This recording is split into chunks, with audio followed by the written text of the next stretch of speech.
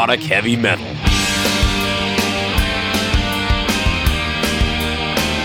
Playing it heavier, louder, raunchier, faster. This is the Signals of Intuition.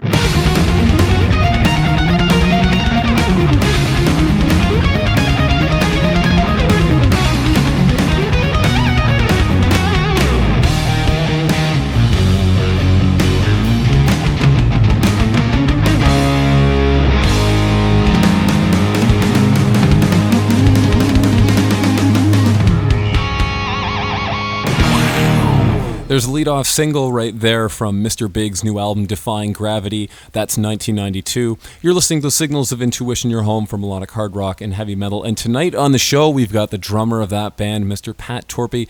Over the years, he's also been involved in a number of their projects and records, including Impellitteri, Ted Nugent, Belinda Carlisle, and many, many others. So let's get him on the line right now. Hello. Hey, Pat. Okay, I think we got everything up and going. All right. Good. So yeah, when I do these, I always like to start sort of looking at you as the beginning, of your career and as a musician, and then kind of work our way up to what you've got going on now. I spoke to you about 3 years ago or so for the last record, and we covered a lot of Mr. Big's early days. But I'm kind of curious, what sort of led to you sort of coming up through the ranks as a musician? Because I think you're from Cleveland, correct? Yes, that's correct. Okay, so what kind of took you sort of as a young musician from Cleveland? Because from what I know, you moved out to LA at that time? No, my family moved to Phoenix when I was like in 6th, 7th grade.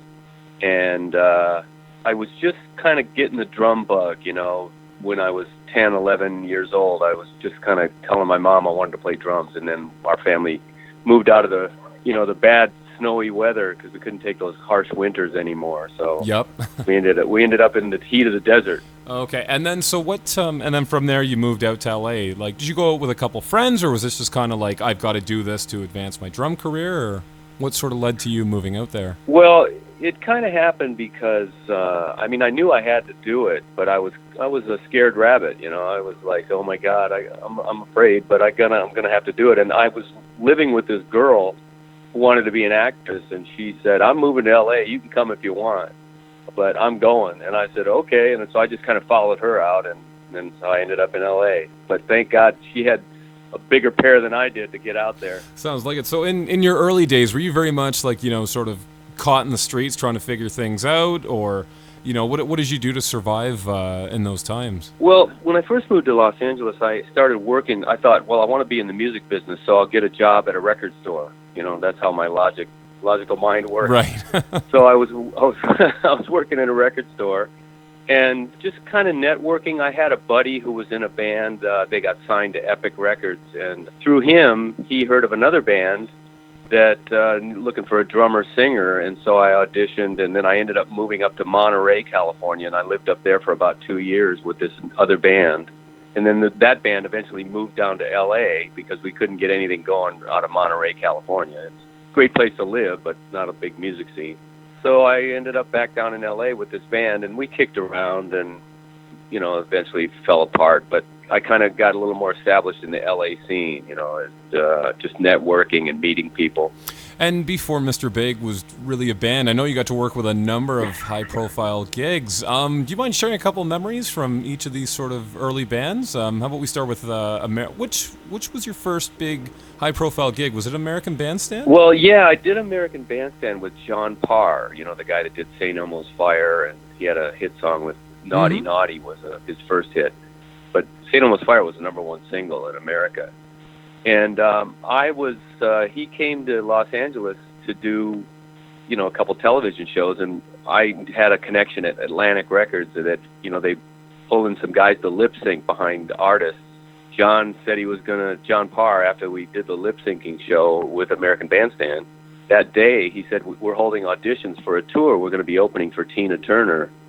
And would you like to audition? His manager asked me, and I said, yeah, sure. So I went down, and that same day we did the taping and auditioned, and then that evening they called me and said, yeah, we want you. So within about 3 days after that, I ended up flying to England and rehearsing, and then this was my first arena tour, where we were doing like big 10,000 to 15,000 seat arenas. It was an amazing experience.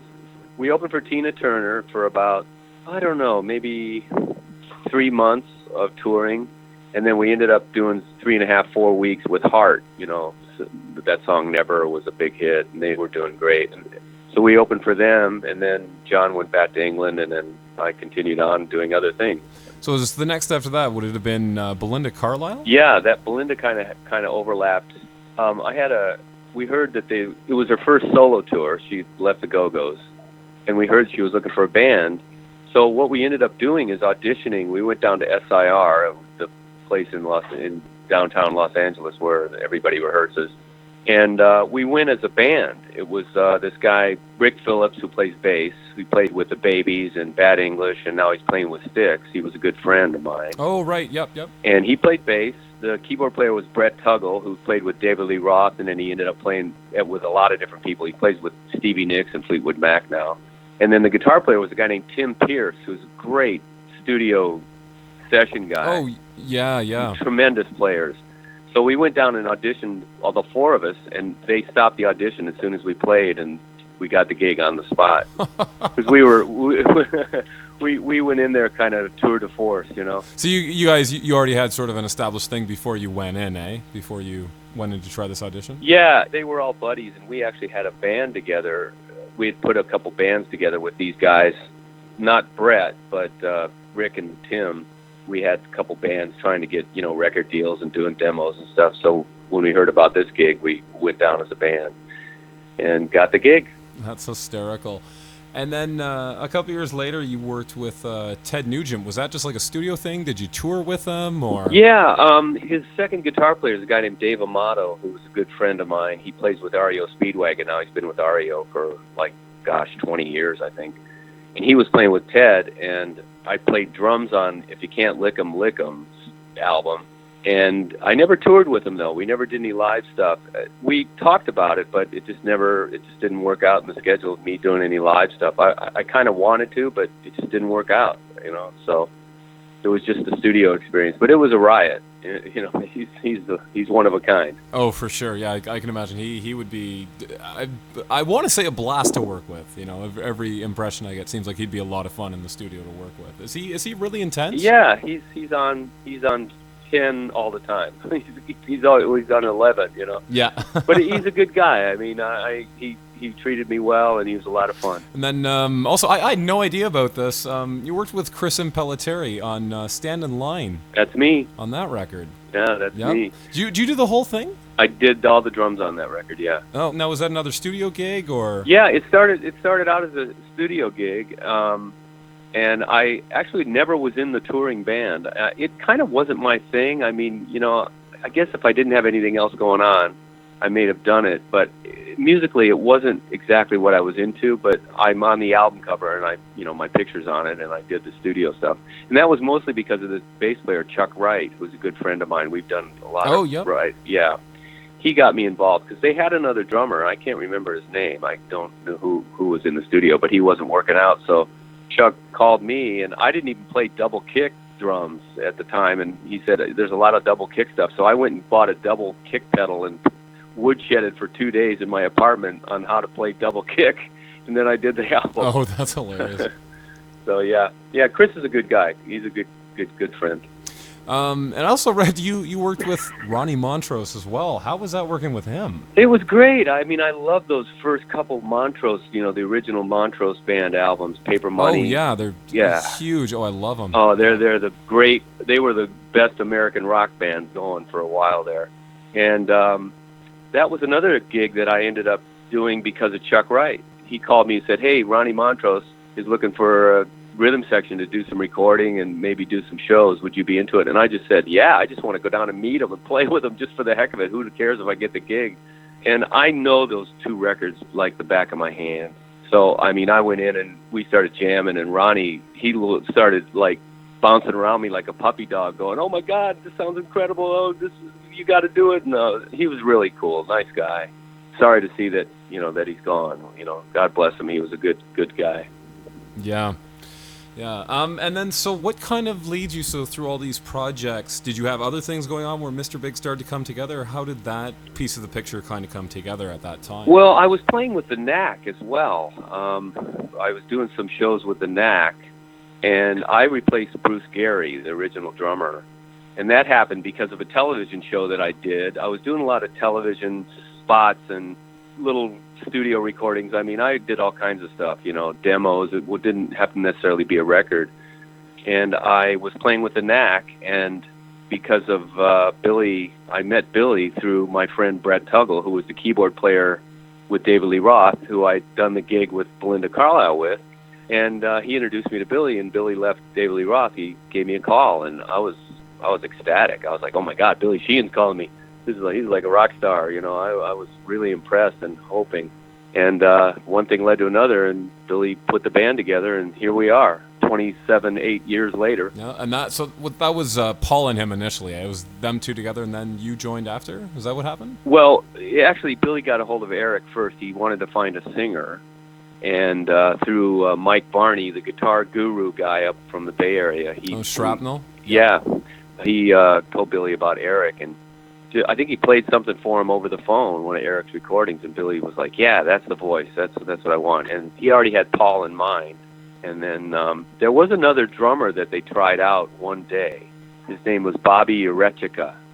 And I heard that he had found a drummer, but that night when I went home on my answering machine, it was Billy. He said, can you come down tomorrow and play with us? And I said, I was like, yeah. So I called him, and within about 20 minutes, they asked me to join. We had chemistry immediately. It was remarkable. It was like just inspirational. I thought, this is the band. I want to be involved in this. It sounded great, like right away. Just really good. Right, and then let's jump ahead a couple records. One of might be my favorite Mr. Big record, but definitely one of my favorites was 1996's Hey Man. Tell me about sort of the writing and recording of this record. Obviously, by this point, grunge had kind of taken hold. Not that it's a grunge record by any means, but just, I'm just curious, did that whole scene at the time have an impact on you guys and what you were writing? Well, I think you can't help but be impacted a little bit by what's popular, but we were still kind of sticking to our guns and doing what we like. I mean, that's kind of the way we approach it. It's like, what would a crowd think of what we're doing, and what do we think of what we're doing? And we put that together and come up with the Mr. Big stew. But I'm really proud of that record too. I mean, there's the take covers on there. I mean, we don't do any shows without playing take cover. It's become a Mr. Big mainstay of our set. Oh, it's my favorite Mr. Big song. So. Yeah, and I thank you, and I love Trapped in Toyland. Yeah. Oh, great, that was a great opener. Big vocal extravaganza, that's high energy, and it had some great stuff on that record. Do you guys think you'll break any other tracks from that out, like The Chain, or I mean, there's so many, Dancing Right Into the Flame, all kinds of great tunes on that disc. Yeah, we did a lot of those things live before. I don't know. It sort of depends. I mean, being that we have a new collection of songs coming out, it's going to be hard to put new ones in. It's going to be a challenge with it's a good challenge to have, but it's going to be a challenge to come up with the right material. Right. Well, it's tough too. It's like you've got to play, certain songs. The audience is going to be happy if you miss "To Be With You" or one of those tracks. Yeah. But at the same time, you also want to do, well, let's throw a couple of songs we haven't done before. Means we got to do some new material. That's how it goes. Yeah. That's the more repertoire you come up with, it gets harder and harder to choose. So. Just talking about some of the other artists you've worked with as well. Tell me about your involvement with Acura from Loudness. I know you did a record with him. Yeah, well, that kind of happened because of our record label in Japan. He was doing a solo record, and they asked the record company guy from Japan, a guy named Sam Nagashima. He asked if I would play on a couple. Actually, they wanted me just to play on one song. They had me slated for one song, and we were on tour in Japan. He wanted to do it while we were on tour, and I was like, can we just wait a couple weeks for me to get home? And because the guy was going to be going to LA, and they agreed and said, let's just do it in Los Angeles. So what ended up happening is I went down to the studio and learned the song, and he was cool. Akira was a great guy, and we played, did the song, and then I was just kind of warming up on the drums, and he came in and he goes, I want you to play on another song. Could you play on another one? I have an idea for a song. And I said, yeah, sure. So he said, so I came back the next day and we cut another song. So I ended up getting 2 tracks on there. So he was a good guy. Cool. And then was it the same kind of story with working with Hideki from Siam Shade? Yeah, I don't even know. I think that came about because the producer, Pat Reagan, who's worked with us on Get Over It, and he And the did last stories one. stories you can stories you could tell. And Pat and I used to be in a band together. He's a keyboard player, and we had a band with Chuck Wright. Oh, I had no idea he was a keyboard player. I know him, as a very renowned producer. I didn't know he was a keyboard player too. Yeah, he's a really good keyboard player and just a really talented guy and a good friend that I've known for decades. So Pat Reagan was doing the thing with Hideki, and they kind of wanted to cash in on my notoriety in Japan as well, So they paid me well, and it was kind of a fun album to do. I mean, I'm kind of proud of some of the drumming on there because it's some complex, heavy stuff, Yeah, it was very, very cool record. Yeah. So I want to kind of talk about what's going on with you guys live. I saw you guys in Detroit a couple weeks ago at the Token. It was a killer show, by the way. The place was jammed. It was crazy. Yeah, thank you. It was interesting seeing you as a co-vocalist and a production or as a percussionist, because it was really kind of neat hearing you guys, because I've seen some of the live DVDs and stuff from the past, but adding that extra element with the harmonies in there, having you as kind of a second singer, really kind of added something. How do you find the change of scenery being at the front of the stage now? Well, I enjoy it. I mean, I've got to make the best of a situation. These are the cards I've been dealt, and so I got to play my hand the best I know how. And I'm just grateful to be involved and still be here. And the one thing they can't take away from me is my voice. It's like I got that. That's still working, and it's just been a great experience. And I got to hand it to the guys in the band. They demanded that I be involved, and because I was kind of ready to throw in the towel, but they said, no, we want you there, and we're going to figure something out. And it's worked out really well for everybody. It's fantastic. And then kind of on that note, you guys have a new record coming out called Defying Gravity on July 7th. What was it like going back and working with Kevin Elson again? Well, it was great. I mean, I use that adjective too much. Great. It's great. But it was really great. He's a great guy, and not only is he talented, super talented musical producer guy, he's a legendary guy. I mean, he used to be the sound man for Lynyrd Skynyrd. I don't know if you know his story, but he survived the plane crash with Lynyrd Skynyrd. He did. And no, I didn't. Yeah, I never knew that. Yeah, he's been around for a long time, and he's also a great friend because we've known him since the beginning. He was there. We actually inquired about him doing the 2 records before this one, but his scheduling didn't work out. So we got him for this one, and we had to do it quickly. So we had a really tight window of recording and mixing. So we're really grateful, and I can't say enough about him. He's a great guy. Sure. So I'm guessing then because it was 6 days, was it? Was that how long it took to do the record? Yeah, we tracked pretty much most of it in 6 days. It was we were kind of making it up as we go, and everybody was putting their heads together to make it happen, and it's got some good rock and roll spontaneity. No, so I'm guessing with a deadline like that, was it Matt who played on the entire record, or did you play some of it, or how did that work out? Well, I did a little bit, but Matt did most of the heavy lifting. I had some plans about maybe trying to do some loops and samples and all this stuff, and then I just kind of threw that out the window. I just thought, you know what, we got a deadline, we got to make a record.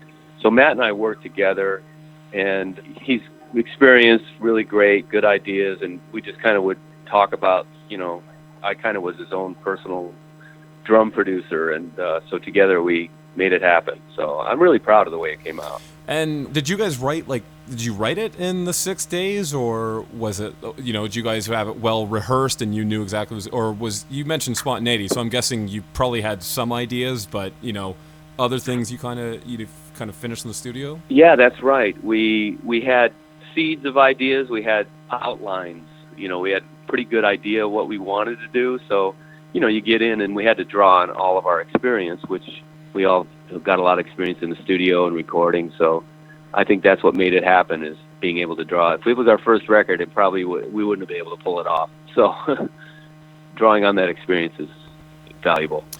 I know the last time we talked, you mentioned working with Pat Reagan on the Stories We Could Tell, that he mixed samples and to get sort of a really authentic sounding kit.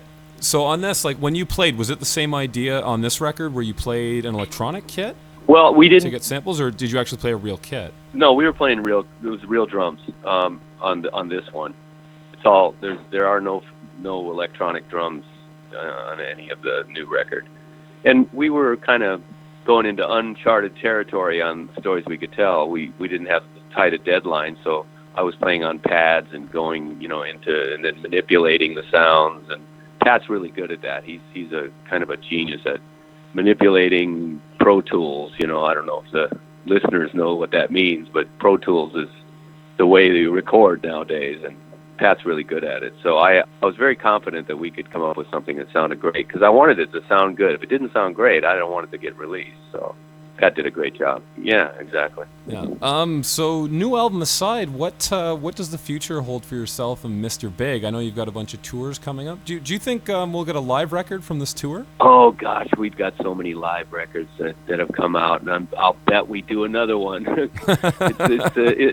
It's a Japanese thing. It seems like they always want to record us live, because I think people, when they come to your shows and they got a notion that they were at one of the live shows, they want to buy the record. So I'm sure we'll probably do some more live. It's just the nature of our situation. I know on the last DVD you guys all flipped instruments. You didn't do that in Detroit. Is that just a Japan thing when you guys play live? Well, we're working on that. We just we had a limited amount. Our schedule's so tight, we had a limited amount of time to rehearse. But we're working on instrument switches, so that will happen again.